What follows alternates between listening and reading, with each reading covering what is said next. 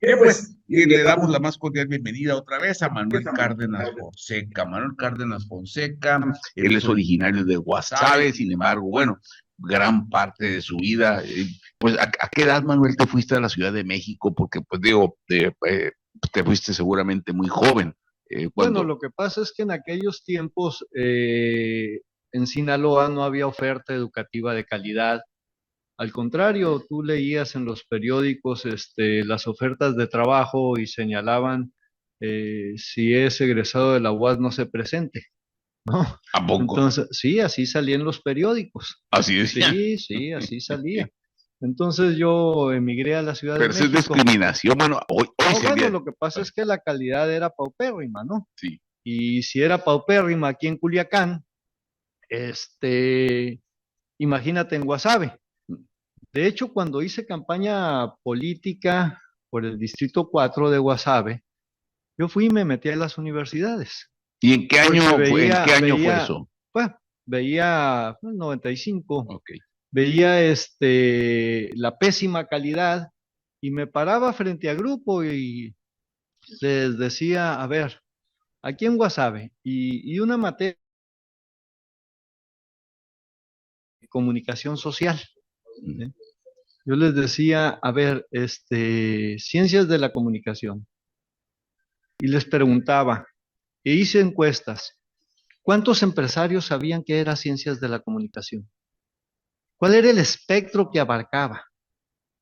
¿Cómo atender el comercio, el mercado, las cadenas de producción, el contactar y el conectar al productor con el intermediario y el cliente? Fueran señas en ambos sentidos. ¿Cómo el emisor del mensaje tenía que hablar en el lenguaje del receptor del mensaje para que éste surtiera efectos? La verdad, nadie me podía contestar. Cuando iba al salón de economía, les planteaba las variables macroeconómicas y cero. Entonces, imagínate, estábamos produciendo y todavía aún profesionales que no dominan la materia, que supuestamente estudiaron la licenciatura, y en aquel entonces, pues los educandos pues tenían muy poco nivel, no tenían acceso a mucha información para mejorar la calidad y ser bajo el aprendizaje autodidacta verdaderos instrumentos para transmitir el conocimiento, ¿no? Entonces me fui a México y después ¿Y estudiaste en la estudié la UNAM? licenciatura en la UNAM, en la Facultad de Derecho. Después hice algunos posgrados en materia de planeación y presupuestación, gasto público, luego una maestría, un MBA en la Universidad de Phoenix, pero en fin, eh, Bueno, ya nos dijiste más o menos tu trayectoria, la estudiaste fuera, tu carrera profesional, tu maestría, tu MBA en los Estados Unidos, es una muy buena universidad, precisamente la de Phoenix. Ahora, Manuel, mucha gente se preguntará, porque pues tú has ocupado muchos cargos públicos, muchos, eh, yo creo que el primero que tuviste, digo, corrígeme, yo te conocí cuando fuiste delegado de era, no sé si era Secofi. bueno, sí, pero antes de eso estuve en México. Allá tuve la oportunidad de desempeñarme en distintas instituciones, eh, pero cuando me desempeñaba como secretario particular de Ernesto Zedillo, yo le comenté que quería pagar mi cuota social en Sinaloa. Y muchos me decían, oye, ¿por qué no te quedas en la Ciudad de México? Aquí hay grandes expectativas. Bueno, le digo, porque yo salí de Sinaloa a superarme y creo que debo de regresar a Sinaloa, donde tuve una muy bonita infancia y pubertad. Eh, y así lo hice. De hecho, cuando yo me desempeñaba como coordinador administrativo de Pedro Aspe, por una reunión que hubo en casa de un amigo, eh, que yo opiné respecto de la estructura de la administración pública y las competencias que tenían desde el gasto público, hacienda, comercio, y les dije que pues la Secretaría de Comercio y Fomento Industrial estaba anquilosada y para una sociedad cerrada, no una sociedad abierta, y habíamos firmado o estamos por firmar, vaya, por así decirlo, el Telecán. Habíamos ingresado al GATT y ¿Qué era el GATT? ese es el organismo internacional que maneja los flujos comerciales y establece. Y entonces, y siendo Sinaloa un estado productor primario, yo quería que Sinaloa se desarrollara. De hecho, estando en la oficina, me habla un amigo y me dice, oye, ¿ya viste el decreto que cambia todas las facultades y responsabilidades de la Secretaría de Comercio y Fomento Industrial?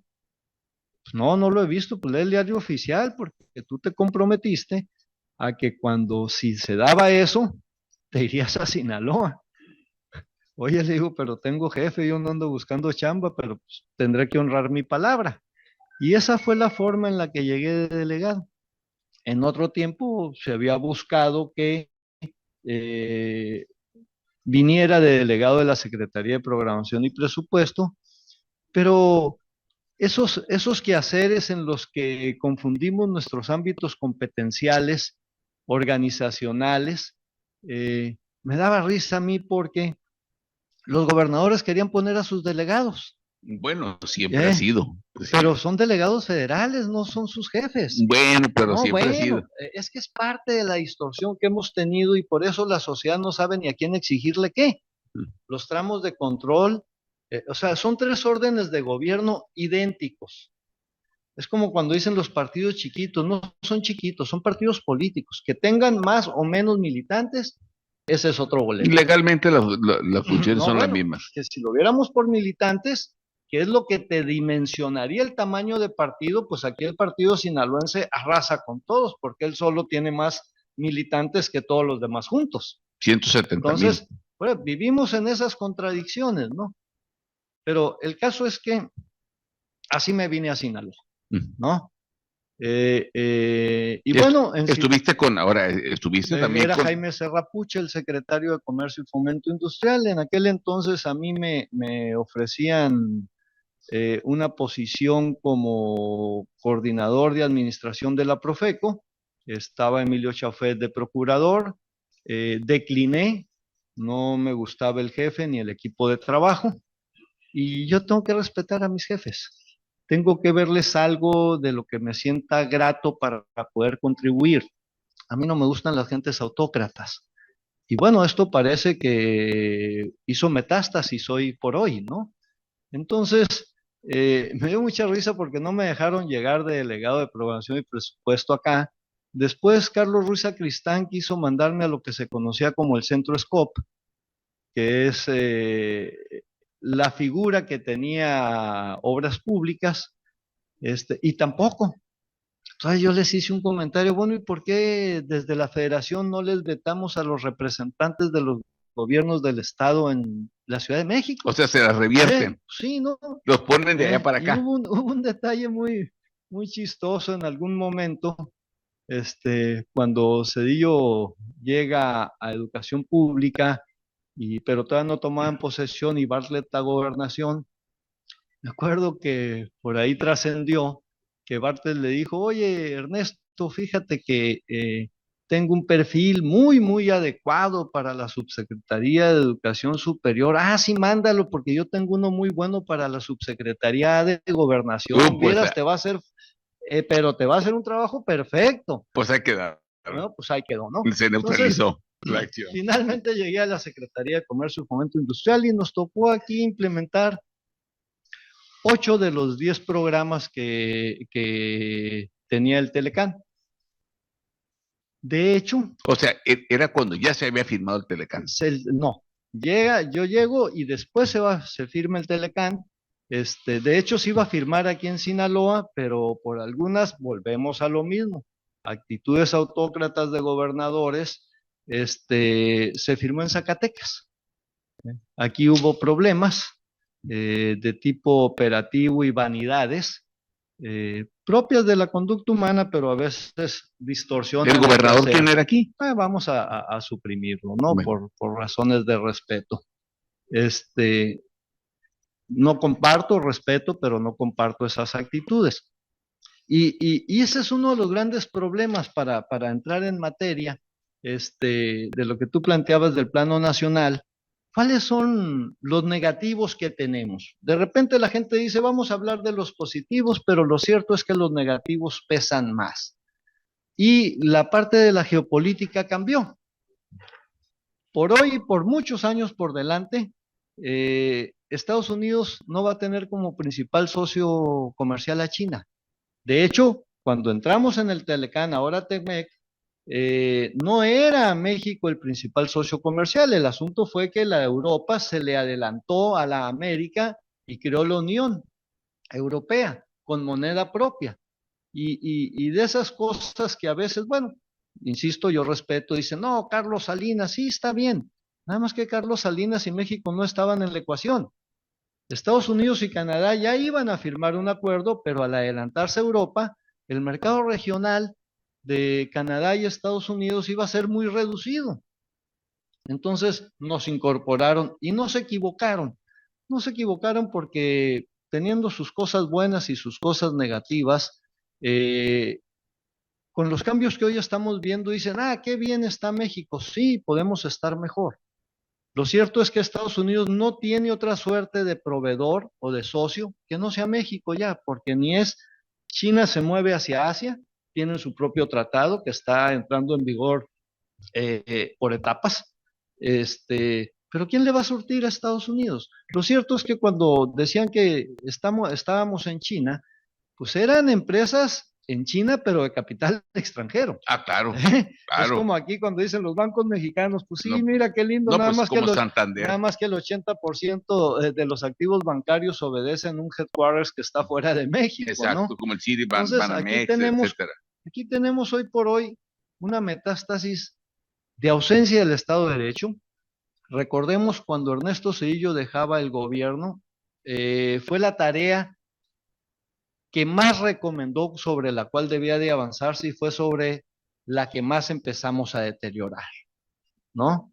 Cuando de repente dicen, no, es que Felipe Calderón hizo esto, pues yo me acuerdo que cuando Fox tenía a Gers Manero de secretario de Seguridad Pública, a Alfonso Durazo de particular, a García Luna le dio la AFI, o sea, el empoderamiento de los cuadros de entonces es el empoderamiento que hoy refleja Andrés Manuel López Obrador, ¿no?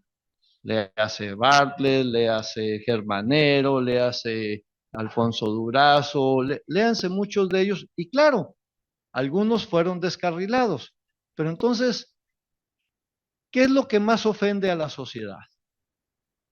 Al individuo, el que no haya procuración de justicia. Y esto me trae a cuando estaba aquí de diputado local en Sinaloa que ofrecían y ofertaron y lograron la autonomía plena de la entonces Procuraduría. Yo les dije que estaba mal, que no podía ser fundacional y de un día para otro, que tenía que llevar una secuencia, una metodología, un trazo en la línea del tiempo que permitiera advertir los distintos componentes para que la sociedad pudiera recibir una procuración de justicia. No me hicieron caso. E inclusive la forma de designación y la forma de retirar el beneplácito del legislativo o desde el legislativo, digo, desde el legislativo o desde el ejecutivo o dentro del poder judicial. Lo que tenemos ahora son puros fiscales carnales y en ese momento entregamos las procuradurías a las estructuras engarzadas con distintos tipos de delincuencia o de grupos delictivos, fueran células o como le quieran llamar, en sus grados de composición. Y tenemos también, por tanto, yo siempre he dicho que hay que castigar y que hay que reducir a lo más posible la impunidad. ¿Por qué? Porque si no reduces la impunidad, generas la corrupción. México, ahora, Manuel, sí. ese es todo un tema. Y No, digo, bueno, por eso, y eso nos lleva a la inseguridad, y eso nos vuelve a traer al Estado de Derecho. No le hemos podido decir a la sociedad el beneplácito que es vivir en el Estado de Derecho, que cumplamos el pacto social y las leyes. El empezar a tolerar, la ley lo que castiga es las conductas, y empezar a tolerar conductas que desvían desde faltas administrativas hasta delitos o actualizan delitos graves, bueno, pues es lo que nos tiene hoy. ¿Cuántas masacres quieren? Vieron la última, vean cómo estuvo ayer 3 estados, en Guerrero. o sea, ya con drones. Entonces, tenemos que centrarnos en que México no tiene de otra, y por tanto Sinaloa también, ¿sí? Que el socio comercial que es Estados Unidos. Nos guste o no nos guste, las variables no han cambiado. Más del 80% de nuestro flujo comercial depende de ellos. Y como Estados Unidos ahorita ya no tiene quien le provea como le proveía antes de otras regiones del mundo, Bueno, pues, pues por eso muchos sectores de la economía de México, y por eso, y adicionado a la política de la Fed de abaratar el dólar para incrementar las exportaciones, creemos que estamos en bonanza. Sin embargo, estamos incrementando en casi el doble la deuda pública. por la tasa de interés. No, deuda neta, aparte de la tasa de interés, Exacto. ¿no? Entonces, Un bueno, minuto. visto así, pregúntenme lo que... eso de que le quitas el micrófono a un reportero como sucedió, ¿no? Con Radio Fórmula por parte de López Obrador. Bien. Oye, Manuel Cárdenas, pues nos queda un minuto aquí, pues casi ni nos dejaron entrar, le des maquilla prácticamente. Es parte de la estrategia, diría alguien, ¿no? No. Es que se va rápido aquí el tiempo. A ver, en las elecciones, ¿cómo ves el proceso electoral? Grave. A ver, adelante. Ya empezaron los asesinatos, grave, porque tenemos una oferta de tiktokeros que mercan con la necesidad de la gente, que no dicen cuál es su pensamiento, cómo quieren formar y crear la sociedad del futuro. Se venden cantando, bailando, con la hipocresía de ir a taquerías de gente de poco poder adquisitivo, queriendo ser empáticos, y bueno, pues eso lo que nos va a traer es frívolos al gobierno. Ya los empezamos a ver aquí de manera muy grave desde Mario López Valdés a la fecha, ¿no? ¿Eh? Ya no digamos los chistoretes de Rochamoya, vamos a ver con cuál nos sale, como puse en un Twitter, en un ex, en esta semanera, ¿no? Y lo que estamos viendo aquí es que tenemos que definir, tenemos que decir, basta, queremos legisladores que sean legisladores, que sepan que se va a legislar y a fiscalizar. Pero bueno, y ese queremos tema... alcaldes que sepan que no son autócratas, que el 84% de las decisiones y casi el 90% en algunos casos pasan por cabildo, que los perfiles de las comisiones en cabildo de los regidores tienen que tener un perfil ad hoc, que no pueden tener una fiscalía como la que tenemos ahora, como yo le puse a la señora Sara, que es fiscal de Agricultura, porque se la lleva siempre y siempre expedientes. Tenemos que tener una Secretaría General de Gobierno que haga su función y que no tenga una metástasis familiar en los otros poderes, que por ningún motivo el poder legislativo se subsuma a un autócrata en el poder ejecutivo, como sucede aquí, o ya no digas la fiscal. O sea, a ver, jueces de control aquí en Sinaloa comprobado que eran ministros de culto y ejercían y siguen ejerciendo la actividad de juez. ¿Dónde están los empresarios que nos gritan, queremos procuración de justicia y aplicación del Estado de Derecho? Bien. ¿Dónde están? Bien, pues Manuel, a ver, que nos quedaron pendientes muchos temas. Yo me gustaría invitarte otro día, para la próxima semana, para ampliar, porque mucha gente se quedó aquí, hay mucha gente conectada y pues que pues quiere oír también sobre el tema de las elecciones allí, Les dimos una pasadita ahí con los sí, perfiles que están sacando que la verdad dan pena, hasta denunciados por acoso y abuso sexual, por el amor de Dios. bien, pues Personas que no supieron defender ni siquiera al propio género. Ahí están los hechos. pues de eso la próxima semana, si Dios quiere, hablamos de ese y otros temas y sobre todo en el plano nacional, cómo ves el proceso electoral. Faltan 146 días para las elecciones el día de hoy. La próxima semana van a faltar menos, si Dios quiere. Y yo te agradezco mucho, Manuel Cárdenas Fonseca, esta entrevista, bueno, desde que empezaste. Regalar, renovar y estrenar está